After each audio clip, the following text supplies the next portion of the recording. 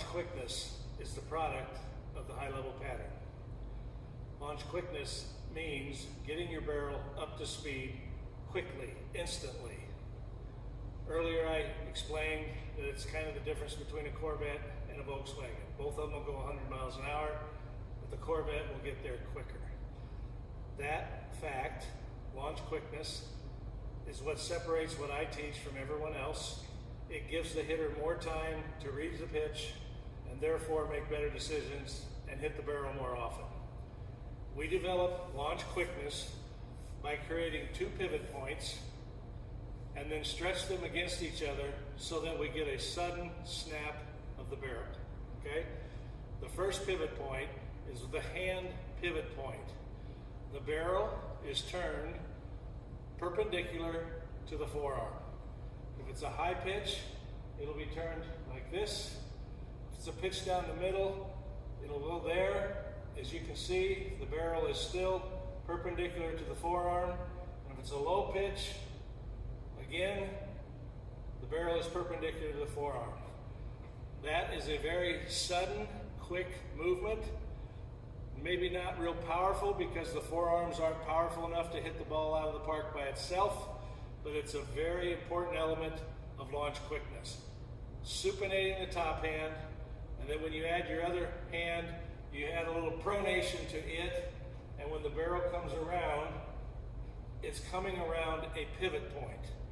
We want the pivot point, we want the hand, the actual pivot point, to stay at the rear shoulder as long as possible before extension.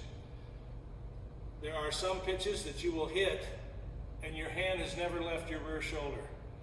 Notice when I'm in my stance here, my hand is 8 or 10 inches off my shoulder, and when I'm hitting the ball, it's still 8 or 10 inches off my shoulder.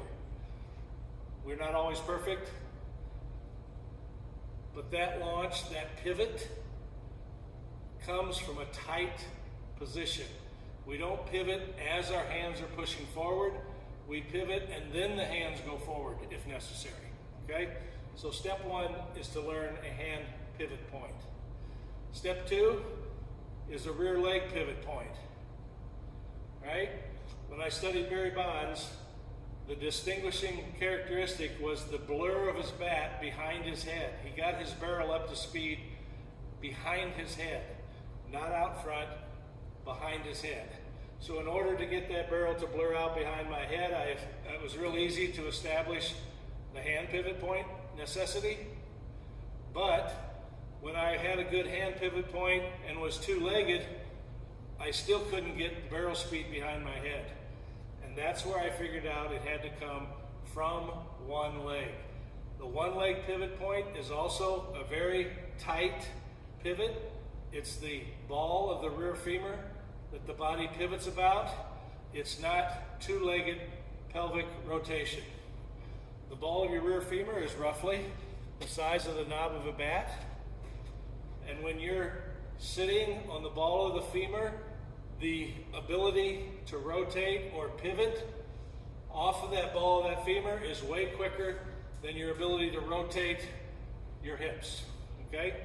So we're going to establish a hand pivot point and then a rear leg pivot point. They're tight turns, and then we're going to stretch against them. Stretch the hand pivot point against the rear leg pivot point so that when we turn our hand over, we burst the bat through the zone. There is a rearward movement of the hand pivot point, stretching against a rear leg that's trying to turn forward, barrel trying to go rearward. As the rear leg turns forward, there ends up a stretch between them that snaps the barrel through the zone very suddenly.